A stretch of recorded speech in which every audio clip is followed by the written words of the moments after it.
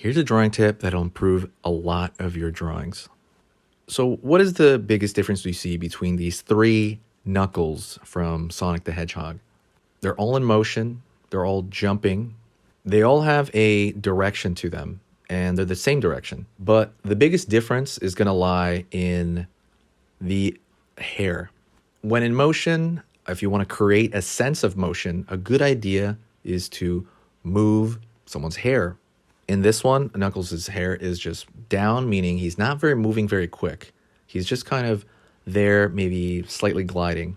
You want to leave some of these extremities like hair behind, right? Behind them as they're flowing back there. So in the green Knuckles, we pull a few strands of his hair, I believe that's hair, outward, usually in an S curve because there's a little bit of gravity acting upon part of that strand.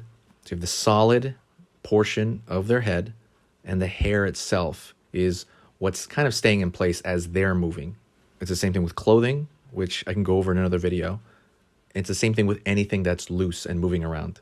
While all of these drawings are good, you want to make them a little bit better by doing something like this if he's in motion. Blue is a little bit too stiff, I would say, and dull. It's okay, but again, you want more dynamic. You want to know which way the energy is flowing. And a very, very, very small thing you can do is literally what I'm talking about here. This can actually change something from a decent drawing to a very dynamic drawing. Here in orange, I really push the flowing of his locks, and the tendrils are going back the opposite direction that he's moving in. I even curve the other strands that are on the opposite side of us, over there behind his head.